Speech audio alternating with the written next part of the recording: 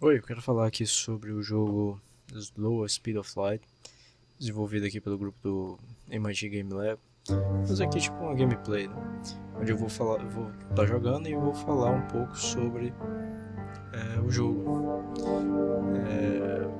Vamos começar pela, cara, eu acho a arte, a música, tudo desse jogo fantástico, sabe? Essa historinha no começo também, curta, mas bem interessante. Era uma vez em uma vila pacata onde existia uma pequena criança. Tristemente, a criança caiu nas frias garras da morte muito cedo. O espírito da pequena criança começou uma jornada para se tornar um com a luz, mas a velocidade da luz era muito rápida para o pequeno espírito eu acho que é desajeitada criança. Felizmente, o mundo espiritual é cheio de orbes mágicas que podem diminuir a velocidade da luz. Colete os orbes para diminuir a velocidade da luz à medida que você a velocidade da luz para a velocidade de um caminhante, para que você possa finalmente ir adiante, né? E aqui é a barra do progresso dos orbes, e aqui à direita você compara a sua velocidade com a velocidade da luz. Essa barrinha aqui é a nossa velocidade e a barra branca aqui é a velocidade da luz, né? E aqui é o espectro visível. À medida que à medida que a luz se torna mais lenta, você vai começar a enxergar além do que os humanos tipicamente veem. Cara, esse é um dos jogos que me fez entrar nessa parte de jogos lúdicos, porque eu achei fantástica a experiência, né, assim.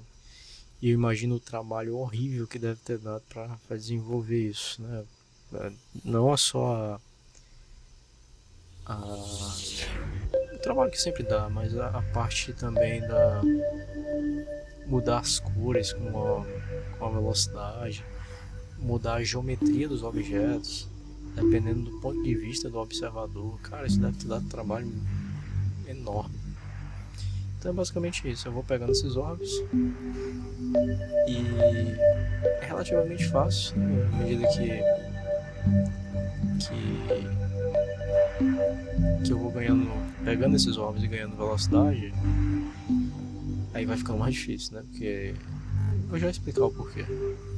Mas observe que a barrinha branca no canto inferior direito, ela vai ficando, tá começando a diminuir, pouco, mas tá. Aí já dá pra ver alguns efeitos, né? Eu só tô com 36 por enquanto, mas já dá pra ver que quando eu paro as coisas têm uma cor, quando eu corro elas têm outra, né? E eu vou já explicar o porquê disso. Bom, então o que está acontecendo?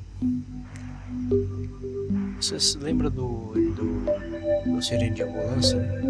A sirene de uma ambulância, quando ela está se aproximando da gente, o som vai ficando mais agudo, vai ficando mais frenético, né? Parece aquele up-down, né? Aquele sobe e desce que o som tem, aquele né? Ele vai ficando mais intenso à medida que a ambulância se aproxima. E ele vai ficando mais grave, mais menos frenético, né? À medida que ela vai se afastando. Isso que a gente chama de um efeito Doppler para o som. Por bem, a luz também vai ter um efeito Doppler. E a característica da luz que envolve a frequência são essas cores, né? Então, do mesmo jeito que a frequência aparentemente mudava, né, por causa do movimento da fonte ou do observador, no efeito Doppler do som, causado da ambulância, há também um efeito Doppler aqui para a luz. Ou seja, há uma mudança aparente na frequência que a gente vê das cores à medida que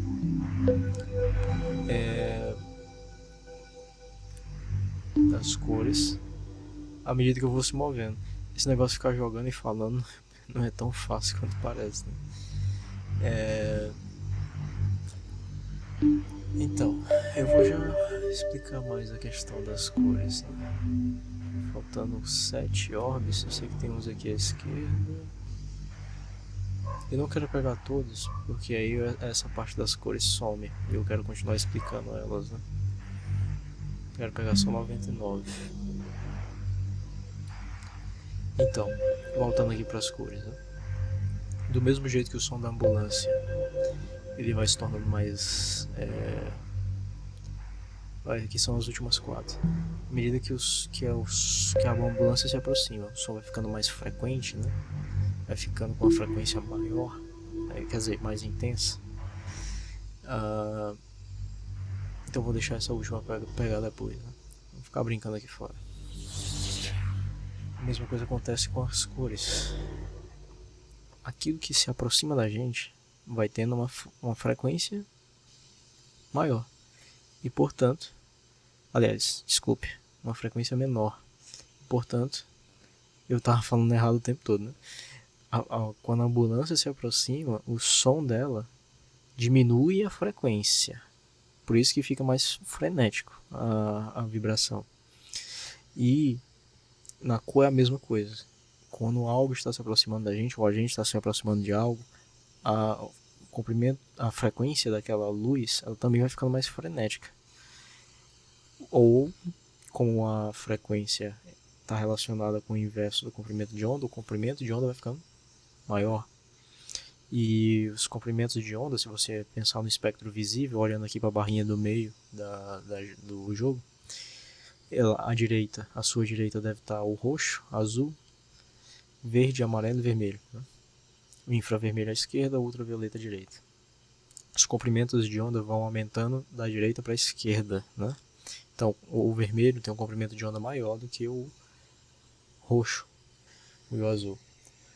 É nesse sentido que nós dizemos que existe aquele efeito redshift, que é a mudança para o vermelho quando as coisas estão se aproximando. Não é que tudo vai ficar vermelho quanto mais rápido ele se aproxima, mas ele vai tendendo, ou seja, é como se as cores fossem sendo empurradas para o lado esquerdo, né? Então o que é azul, vamos mostrar isso aqui na prática, né? Vamos ficar aqui a uma certa distância daquele cogumelo central e vamos pegar uma carreira até ele, né?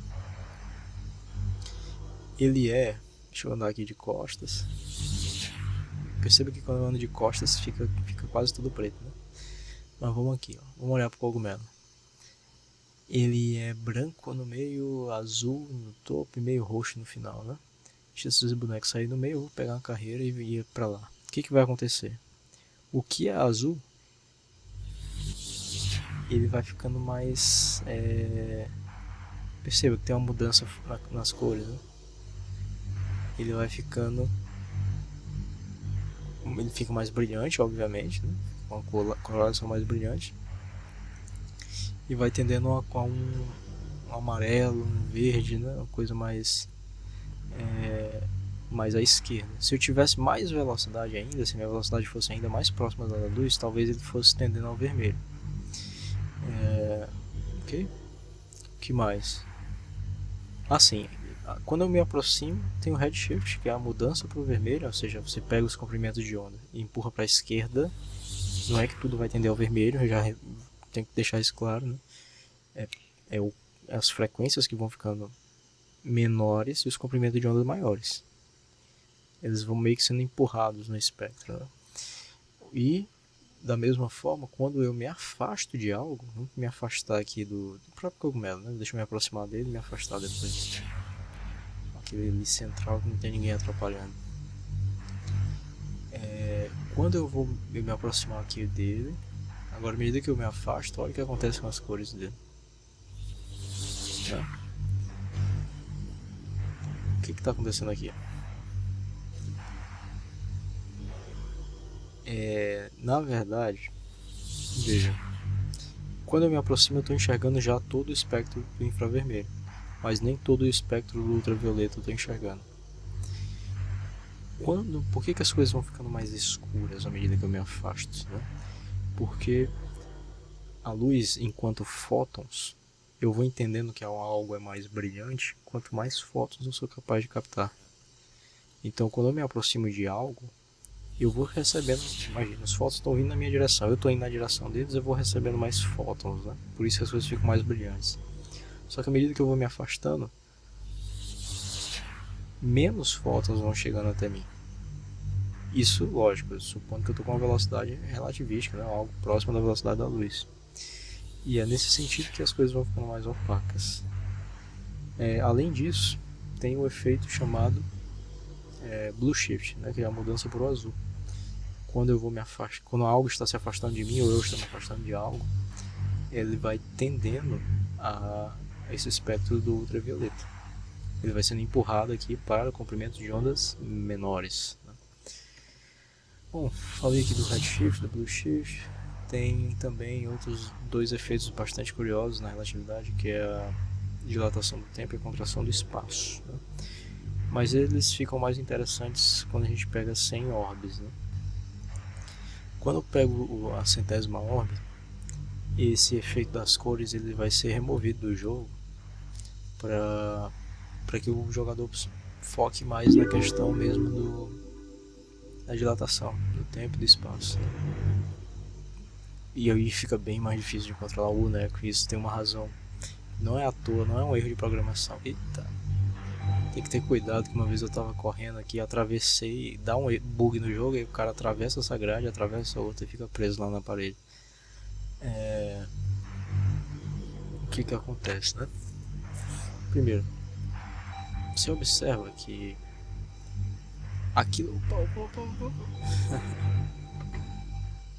Eu vou tentar me aproximar daquele portalzinho ali da onde a gente veio, né? Observe o quanto ele vai ficando distante quando eu vou ganhando velocidade. Ele parece estar bem longe. E ao mesmo tempo eu cheguei lá mais rápido do que eu teria chegado quando eu não tinha nenhuma ordem, né? O que acontece aqui? Por que parece que o espaço aparentemente se dilatou, né? Aparentemente se dilatou. Mas na verdade o espaço se contrai na presença de um corpos massivos, né? Bom, isso de acordo com a relatividade geral. Na relatividade restrita, o espaço ele se contrai quando você é um referencial em repouso e observa uma determinada distância e um referencial em movimento. Essa distância é menor do que a percebida por um observador no referencial em movimento, certo? Então, por exemplo, digamos que para nós aqui a distância da onde nós estamos agora até aquele cogumelo seja 10 metros, tá? Se aquele cogumelo, se nós estamos em repouso e aquele cogumelo se mantém em movimento, estivesse em movimento de forma instantânea, a velocidade dele, ou melhor, a distância dele em relação a nós seria aparentemente menor, o que é bem confuso, né? E quando você corre, ó, parece que é o contrário, parece que o espaço se dilata, porque agora nós somos o referencial em movimento. Então, para nós, o espaço próprio, que é aquele que está em um referencial em repouso, é maior do que aquilo que a gente percebe. Ok? Porque nós agora somos o referencial em movimento. Perfeito? Eita, aconteceu. Ele atravessou. Ah, quer dizer que é só ficar de costas e ele atravessa? Deixa eu ver. Não. É um bug mesmo do jogo. Enfim. Contração do espaço, aliás, a dilatação do tempo. A dilatação do tempo não ficou muito legal de perceber isso aqui no jogo, porque a única coisa que se move são aqueles bonequinhos ali, ó. E vamos ver aqui se eu pego algum deles, ó. Observe, eu perceber eles parados quando se dá, é muito sensível, sabe?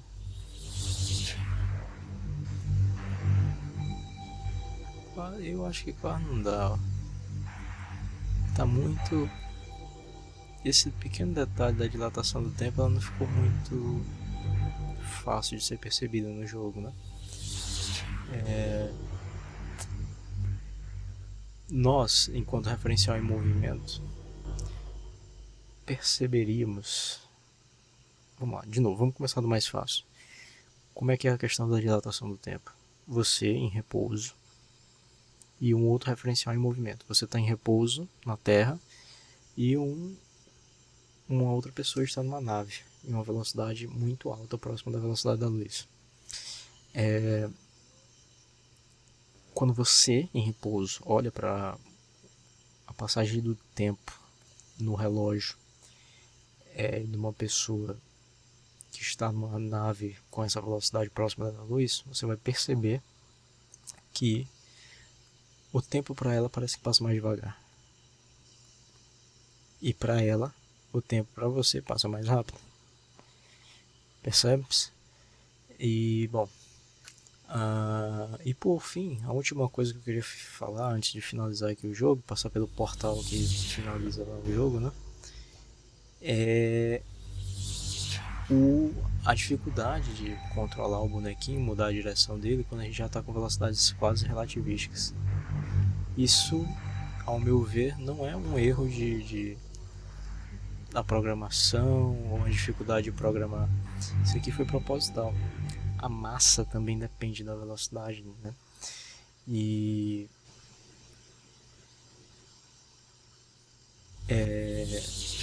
a massa relativística é igual a massa de repouso vezes o fator de Lorentz.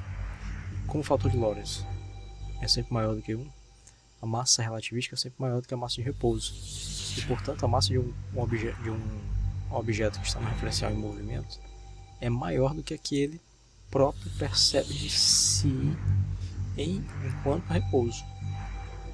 E por isso que fica mais difícil. É como se o objeto estivesse mais massivo, mais pesado, né, digamos assim, coloquialmente falando. Eita, não me deixei ir pro portal agora não. E por isso o boneco tem mais dificuldade de alterar seu movimento enquanto mais rápido ele está, né, com a maior força sua velocidade. Porque ele precisa de mais força para mover um objeto, para mudar a inércia de um objeto mais pesado, né? Então vamos finalizar com estilo, né? Vamos se aproximar aqui do portal correndo. Deixa eu andar aqui de costas e vamos ver como parece que está distante e ao mesmo tempo bem pertinho. E é isso. Aí no final ele vai ter os créditos, algumas pequenas explicações, mas é basicamente o que eu já falei aqui. Eu vou terminar essa jogatina por aqui. Eu espero que tenham gostado. Eu fiz mais esse vídeo foi para falar o que eu vou falar agora, né? Eu criei um curso sobre relatividade restrita que está disponível na Udemy. Como todos os cursos da Udemy são vitalícios, né? Você pode comprar uma vez e assistir as aulas quando quiser, na hora que quiser. Pode estar colocando perguntas para mim lá nos comentários que eu posso, assim que possível, estar respondendo. Eu vou deixar esse curso à disposição no link na descrição desse vídeo. Agradeço a sua paciência até aqui e até a próxima.